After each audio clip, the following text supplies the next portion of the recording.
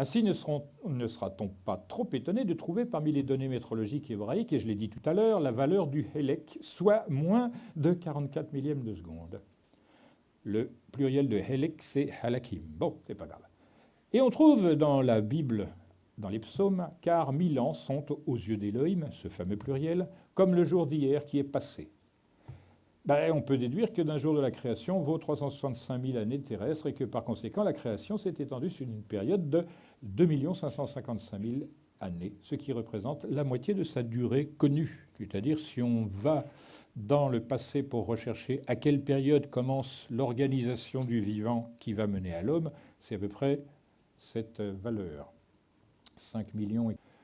La durée d'un cycle de la manifestation du monde entre sa création et sa destruction est l'année divine ou jour de Brahma pour les hindous, ou encore un kalpa. Chaque kalpa se divise en 1000 périodes égales, ou chaturyuga, dont chacune se divise à nouveau en 4 yugas ou âges de durée décroissante au fil du temps. Le Satya Yuga ou âge d'or, pendant lequel règne l'harmonie sur Terre, le Treta Yuga ou l'âge d'argent, pendant lequel cette harmonie n'est maintenue que par des efforts individuels et collectifs des hommes, le Dvapara Yuga ou âge de bronze, qui se distingue par une désagrégation des règles de vie et des consciences, et enfin le Kali Yuga, dit âge de fer ou d'ignorance, pendant lequel tout s'effondre et prépare le Chaturanga suivant, c'est-à-dire le retour de l'âge d'or. L'éternel retour, selon Nietzsche, c'est de la bibine. Selon cette doctrine, ces 4 âges seraient de durée décroissante. Le Satya Yuga ou âge d'or durerait 22 576 ans environ. Le Treta Yuga ou âge d'argent durerait environ 16 932 ans. Le Dvapara Yuga ou âge de bronze durerait 11 288 ans. Et enfin, le Kali Yuga ou âge de fer durerait 5 646 ans. Vous avez noté qu'à par rapport au départ des calendriers, ça commence à dire serrer les fesses, ça arrive. Selon les anciens textes, un grand cataclysme aurait marqué le passage entre l'âge d'argent et l'âge de bronze. Ils ne disent pas plus puisque l'autre est à venir. Le Kali Yuga aurait débuté en 3102 avant notre ère pour se terminer vers l'an 2442. Alors ça, c'est ce que disent les commentateurs modernes. Or, je vous présenterai dans les films les textes avec leur traduction faite par des hindous. Comme ça, les choses seront tranquilles. D'hindous en anglais, directement. Vous allez voir que la différence est très importante puisqu'elle nous ramène à l'époque actuelle. Donc, on nous ment. La durée donc d'un de ces âges Kali Yuga serait 5444 ans, ainsi qu'il est indiqué. Moi, je préfère croire la comparaison avec les calendriers anciens plutôt que les traductions qui ne sont que forfaitures. Pour Jean Faure, que j'ai présenté en tout début, selon la tradition, il est un temps très mal défini où la Terre tournait selon un axe perpendiculaire à l'écliptique, ayant pour conséquence un printemps continuel. Évidemment, le rayonnement solaire étant comme ceci et l'axe de la Terre comme cela, c'est l'éclairage toute l'année. Il n'y a pas de nuit de 6 mois ou de journée de 6 mois au pôle. C'est la même, il fait bon, il fait doux, on est en vacances perpétuelles. Et il y a 3 floraisons par an, ce qui est déjà pas mal. Évidemment, les récoltes, on ne fait rien, on est tous au RSA, etc. Ce printemps n'aurait existé qu'à une époque, celle du Jardin d'Éden. Le basculement de l'axe des pôles a ainsi précipité l'homme dans le temps. C'est en tout cas à partir de cette rupture fondamentale que prend en effet la précession des équinoxes en tant que qualification des ères successives de 2160 ans. Ça veut dire que cette période est très largement antérieure. Le cycle, en tant que structure autonome, ne commence vraiment qu'à la sortie du paradis primordial. Donc apparemment, les cathos et leur Bible et leurs évangiles auraient quelque chose à dire, mais c'est là encore très très mal traduit. Donc l'âge d'or, c'est les petits oiseaux, les petites fleurs, tout va bien, tout le monde les fait salaire, et c'est parfait. Toutes les traditions s'accordent ainsi sur les conditions engendrées par la sortie de cet âge d'or, qui eut de nombreuses conséquences. La mort en fut la première, la maladie, les saisons, l'obligation de travailler le sol, la diminution de la durée de vie, la perte de bonté et de spiritualité, la détérioration progressive des possibilités psychiques, intuition, télépathie, télékinésie, etc. Ce qui était pur et simple avant devient désormais difficile et compliqué. Il fallut réfléchir et s'adapter par tout moyen en sauvegardant ce qui avait été sauvé lors du désastre. Car la chute devint de plus en plus rapide. Je pense que vous le savez.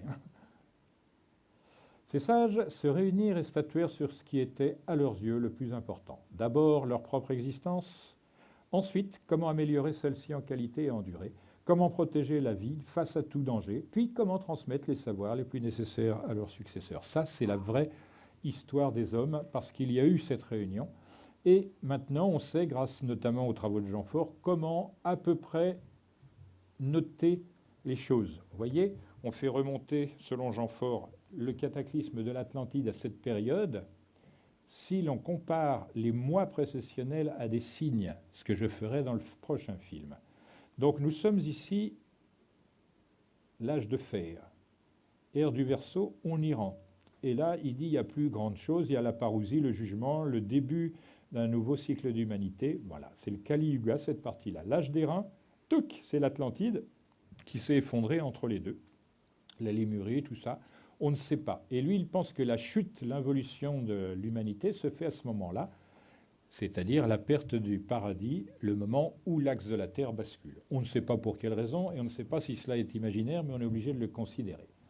Un mois précessionnel est égal à 6 jours de Dan, c'est-à-dire si on compare les données bibliques aux données cyclologiques, donc un jour de Dan, c'est égal à 360 ans. Pour faire 7 jours de Daniel, donc nous ajoutons 360 à 2160, soit 2520 ans.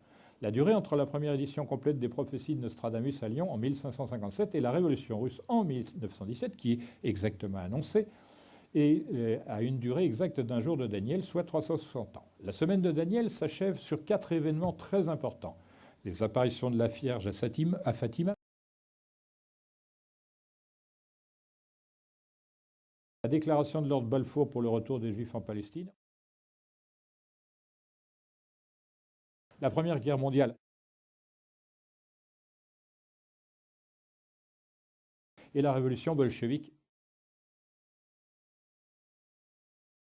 Tous ces événements liés à un seul horizon. Si vous avez bien compris, vous en savez davantage que vous pensez que vous le savez. 72 ans après, soit la durée du cycle de précession des équinoxes pour parcourir 1 degré du zodiaque, c'est en 1989, l'année de la chute de l'Empire communiste.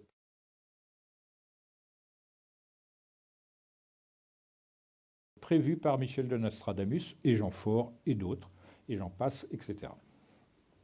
Donc on voit que cette manière de procéder est assez solide. Dès lors qu'on la lit, c'est intéressant. Les anciens ont aussi dit que l'espace se comporte comme de l'eau. En hébreu, Maim, c'est l'eau, et Shamaim, c'est les cieux.